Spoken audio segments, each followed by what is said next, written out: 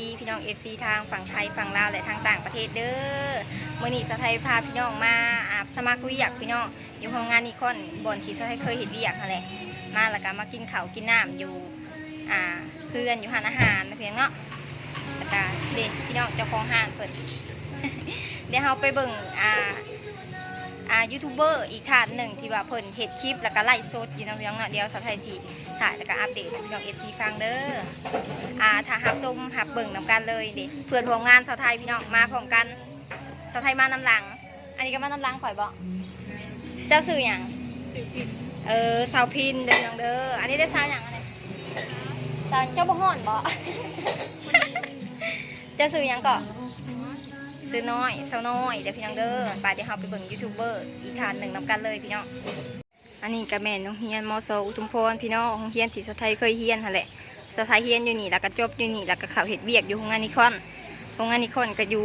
คนละภาคทางกับโรงเรียนเลยพี่น้องผู้ใดอยากสมัครก็เข้ามาสมัครได้เด้ออยู่ไทยก็อาจจะมีหั่นแหละอยู่ไทยนะพี่น้องเนาะเห็นอยู่ก็เข้ามาหาอาหารมากินอาหารอยู่พี่หาอาหารตามสั่งพี่น้องเอ้ย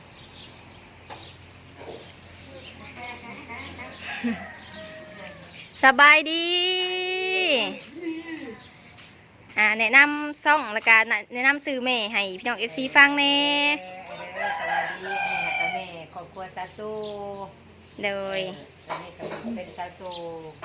เป็นการเฮ็ดช่องคือการช่องครับครอบครัวซาตูภาษาไทยบ่แม่ภาษาไทยโดยผู้ใดที่ว่าอยากเข้ามาติดตามกดไลค์กดแชร์คอมเมนต์กะ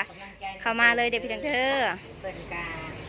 นี่แหละเป็นกำลังจะไล่โซดคลิปมันจะไม่บริสุทธิ์กระไดตัวเนี่ยโดยการตัดคือหูน้ำกันนี่แหละเนาะโดยมันยากในการตัดต่อเนาะการตัดต่อมันแน่จะเรียกว่าคนร้ายก็ไล่โซดกันนะแต่ต่อไปเนี่ยไม่ได้แต่ว่าเป็นการถ่ายพุ่นเนี่ยกันไปกันมาเนาะแม่นแหละถ่ายแบบเวลาแต่ต่อสบายแต่ถ่ายเนี่ยเราเข้าใจเราหูเราเห็ดเป็นเบิดเนาะเ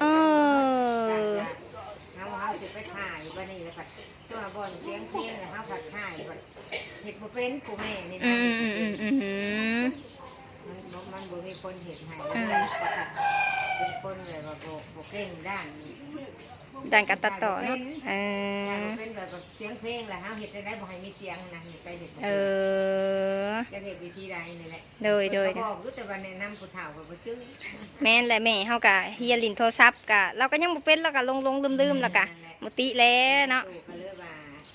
สะดวกกว่าหมู่มันคนไล่โซดแต่คนเขามาเบิ่งนะนั่นแหละไล่โซดแห่งได้ชั่วโมงไวกว่าเอาคลิปลงได้ซาเฮาหั่นนะเฮาไล่โซดค่ะเพราะว่าเขาเวลาคนเบิ่งเขาก็เบิ่งเฮาตลอดจนจบคลิปเลยมีผู้หนึ่งเบิ่งกะชั่วโมงหนึ่งเขาก็เบิ่งเฮาชั่วโมงหนึ่งเลยคันเฮาลงคลิปผัดบางเถื่อเขาปัดไปทางอื่นแล้วก็แล้วไล่โซดน่ะคนอยากเบิ่งหลายผ่านแล้วผ่านแล้วเราอย่าพูดแต่ว่าชื่อคนว่ามีคนติดตามหลายๆเลยค่ะได้เงินเนาะ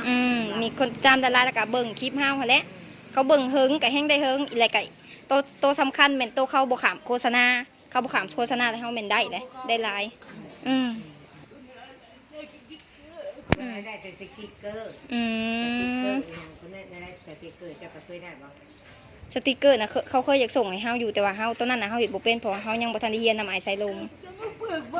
มีได้เปิดว่าสติ๊กเกอร์ยังแหละ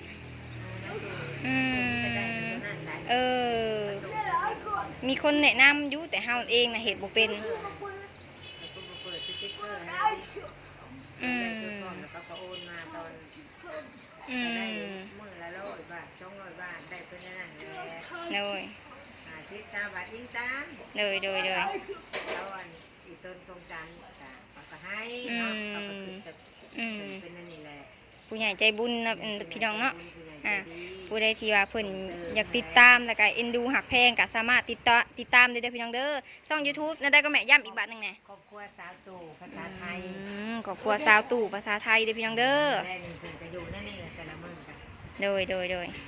ตอนนี้เพิ่นกำลังไล่สดอยู่พี่น้องเนาะเพิ่นไล่สดคู่มือบ่แม่ไล่สดคู่มือตอนชั่วโมงตู่ 11 โมง อืม ที่ฮอด11 โมงกลางคืนแล้วบัดนี้เลยจะเฮาก็บัดอยากนอนเนาะเพราะว่าเพิ่นนอนเองบ่ได้เด้เนาะเฮาก็เลยว่าแค่พอ10 โมงเพิ่นเฮาก็จะนอนแล้วเฮาก็เอาไปนอน โดย แล้วตะกี้11 โมงพ่อแม่ก็หิวนอน โอ้11 โมงช่วงโมงเฮาก็อยากนอนคือกันแล้วเฮาก็ได้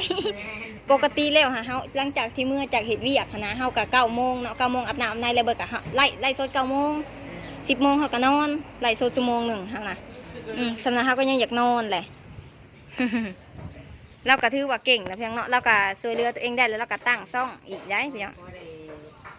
ซื้อเป็นเพิร์ด อืม เอ้ยพอได้ใส่เพิร์ดเด้เพิ่น โดย เพิร์ดปัดบ่ได้ไม่ต้องได้ใส่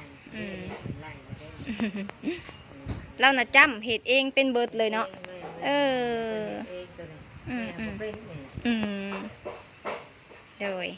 ก็ประมาณสำนี้เด้อพี่น้องเด้อเด็กผู้ใดอยากมาอุดหนุนข้าวราดหน้าเนาะข้าวเปียกก็มีพี่น้องอาหารตามสั่ง อืมโอ้ธุรกิจเจ้าบ่ พ่อแม่3 คนนี่แหละ อืม การขายแล้วกันได้แล้วกันจากนั้นก็ผมจะซื้อกิน อืม พอได้มีรายได้แต่ละมื้อก็ได้6 จอกเมื่อวานนี่ได้7 จอก โดย ขายก็ได้เอาเงินไว้ในกระตาเป็นของเพิ่น โดยโอเคเนาะแล้วบัดนี้หันเซาไทยสิมาเฮ็ดเวียกอยู่พี่แล้วสิมาอุดหนุนเด้อมื้อหน้าเด้อมื้อนี้ซื้อน้ำแล้วมื้อนี้นะซื้อน้ำ มาซื้อใส่ในเด้อน้ำ โดย หอยเย็นๆหวานๆของประตู โดยมื้อหน้าเซาไทยมาอุดหนุนสิได้อุดหนุนกันตลอดอยู่ดอกบัดนี้ฮะสิมาเฮ็ดเวียกอยู่พี่แหละเนาะฝากเบิ่งแยงเซาไทยนี่เด้อเนาะเรื่องอาหารการกิน สิมาฝากท้องอยู่พี่ได้อืม ติดตามชาวไทยคือกันเด้อ โดย เฮง สาธุขอบมุกขอบใจหลายๆสมพรปาก หลังจากกินแล้วก็ไปพี่น้องบัดนี้ไปกวดสุขภาพได้บาดนี้เฮาไปซ่ากว่าหมู่ลาสิเว้าใส่เฮาได้ คือมาซ่าแท้หมู่มาบ่ได้ยังแต่จุเพิ่น ป้าพี่น้องออกเมื่อกันบัดนี้สิไปกวดสุขภาพอยู่กลับมาอันเดินโรงเรียนพี่น้องเอ้ยมาส่องเบิ่งอยู่เนาะเดี๋ยวนี้โรงเรียนมอโซทุกพรกะพัฒนาไปหลายแล้วพี่น้องเอ้ยหลายกว่าแต่เก่าเดี๋ยวนี้เห็นเป็นตึก2 ชั้นละบาทนี่คิดเห็นตะกี้ตนข่าวตัวเองเฮียนทั้งหาเงินเฮียนเองทั้งพ่อแม่ส่งให้พ่อก็ยังว่าถูกแล้วพี่น้องบัดนี้มาคู่มือนี่เฮียนจบมาได้เห็ดเวียงหาเงินใส่เองบาทนี่ นั่นได้กันแน่นะพี่น้องเนาะชีวิตก็ต้องสู้ต่อไปปะเขาโครงงานกันพี่น้องบัดนี้ชาวไทยจะได้กลับมาเป็นสาวโรงงานเลยเด้อฝากพี่น้อง FC ติดตามหับชมแล้วก็เป็นกำลังใจให้ชาวไทยนี่เนาะเอาเฮ้ยผู้หนึ่งเดี๋ยวสาวเฮ้ยมันเป็นยังดอกประหูทางไปเนาะไปถ่ายผมเนาะ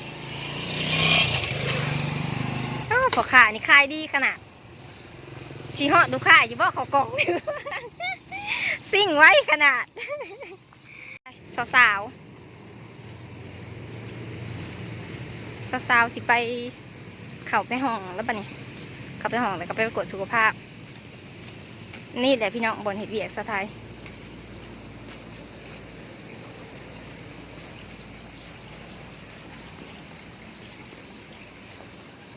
สิไปเห็ดงานอยู่ไทยกะบ่มีญาติพี่น้องอยู่พุ่นแล้วก็บ่เคยไปอีกบ่กล้าไป อยากไปเห็ดยู่บ่อนนั้นได้เงินละลายค่ะพี่น้องเลยหากการได้กับใกล้บ้านเขาเองเนาะเขาก็เห็ดอยู่บ้านเขานี่แหละบ่อนมันใกล้บ้านใกล้เรือนแล้วก็สะดวกเขาเองเนี่ย